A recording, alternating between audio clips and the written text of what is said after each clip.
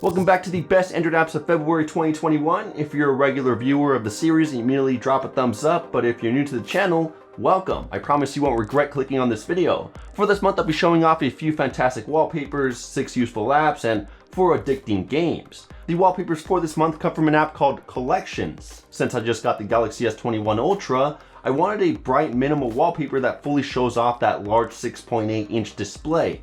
And within this app, I found plenty of options. My top picks include Chromosphere, Warp, Degrees, and Apex. It keeps my home screen clean and clutter-free, and it goes well with any icons or widgets that I use. P.S. Before you ask, that widget at the top comes from an app called Frost, KWGT, and my icon pack is Layers Icon Pack. But anyway, you can download Collections for $1.49. If you're a power user, this first app is the best way to navigate your apps much more quickly. It's called Shortcut Maker, and as the title implies, you can create almost any type of shortcut to be placed on your home screen. For example, I can create a shortcut that immediately launches 2 apps into split screen mode. Another shortcut to launch any file. This is perfect if you're trying to read an ebook that you downloaded from the web. You can just launch it straight from your home screen. Maybe launch your favorite website, or even a folder from your internal storage. The possibilities are endless. Plus, you can customize the shortcuts you create, such as changing the icon, title, enabling fingerprint authentication, and more. It'll save you a few extra taps, and it's free, so I definitely recommend it. This next one is just for those who have a Samsung device, so if you don't have one, jump to this timestamp to skip to the next app. Now, if you're like me, you probably don't use every Samsung service such as Bixby, the Samsung Notes app, or any other duplicate Samsung app that Google may have already made. And it sucks because you can't disable that bloatware unless you install an app called Package Disabler Pro. Within this app, I can easily disable every Bixby service, the Samsung Notes app, SmartThings, and a lot more. All I need to do is checkmark any app that I'd like to disable, and later on, if I decide that I want to enable that app again, I can just uncheck it. Simple as that. Hell, you can even disable the status bar, one of your physical buttons such as the volume rocker, and a lot more. I'm not sure why you would want to do that, but the option's there. The only thing you need to keep in mind before installing this app is that it does cost $4 to download. It's not on the Play Store. It does work on most Samsung softwares, including Android 11, and you can damage your device's software if you're not careful. For example, since you can disable any system apps, I advise you not to disable any system package you aren't sure about. No root is required, by the way, so give it a shot if you want to eliminate any unwanted packages that comes pre-installed. Moving on, for the third app, I have a 2-for-1 special, so a thumbs up for that. And these 2 apps are for my Spotify users. The first one is called SpotaFree. It essentially allows you to download every song within a playlist on Spotify to your device's storage. That way you can listen to the songs with a different music player and not have to open Spotify.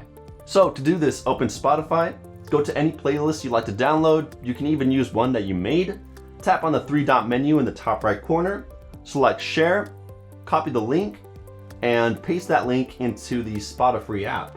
Tap on the download button and it'll start to download all the songs from that playlist to your local storage. It's a very straightforward process, and I love that it doesn't have any ads. It's also open source and completely free to download. For obvious reasons though, it's not on the Play Store, but it is on GitHub. On the other hand, the second Spotify app is on the Play Store. It's called Mutify, and it has one simple task that every Spotify user who doesn't have a premium account will appreciate. It'll automatically silence your phone's volume whenever an annoying Spotify ad starts to play.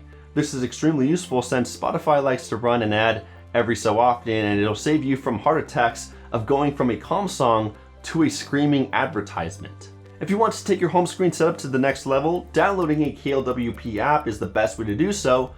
I recently started to use Cassiopeia for KLWP, and my home screen now looks 10 times better. I just love how almost every setup is clean and organized. For example, the theme called Sarah Release simply provides a dock with some random apps and the clock on the first page.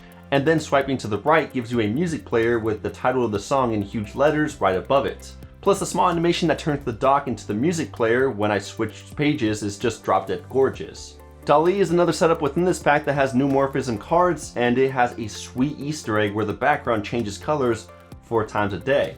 Plus, you can add any of your favorite apps to the bottom card.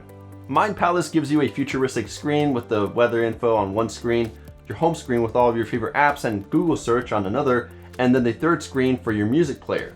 Those are just a few examples of the type of setups found within Cassiopeia. It's a free app to download, so why not? Just make sure to have KLWP Live Wallpaper Maker and the Pro Key installed as well on your phone. We've all been there where we're trying to get into an event, but you've accidentally forgotten where that darn QR code is within your phone.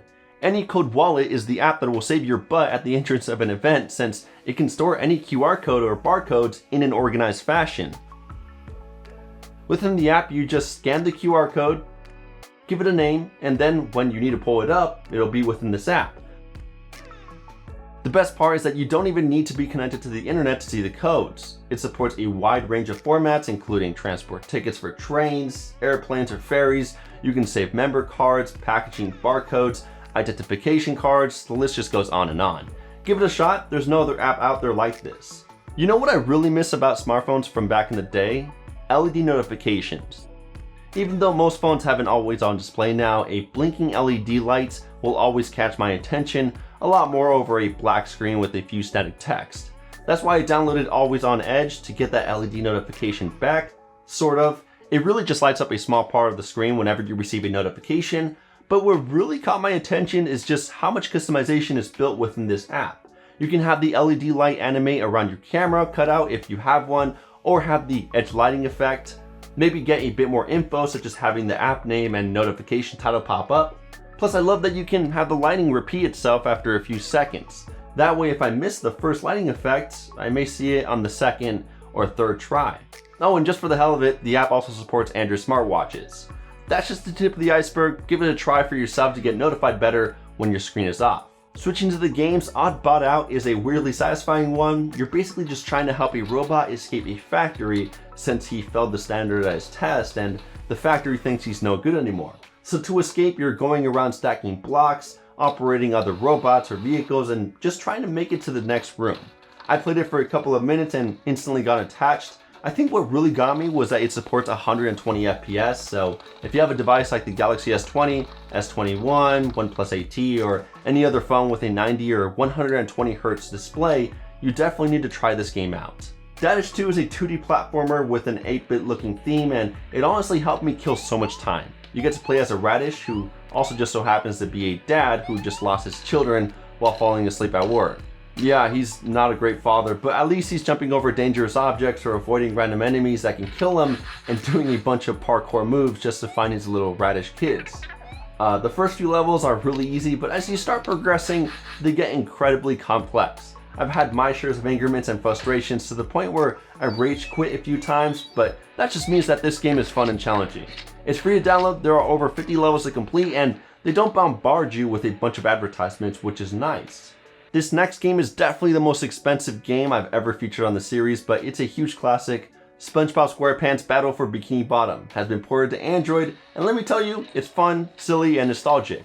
You get to play as SpongeBob, Patrick, or Sandy, with each character having a different special ability, and the objective is to adventure around all of Bikini Bottom while destroying evil robots that Plankton created. I know it's a weird concept, but creative nonetheless. Plus, I can't lie, it was pretty fun to run around breaking stuff and trying to stop the wacky robots. I honestly expected the graphics and FPS to be dumbed down since it is a port, but it's the complete opposite.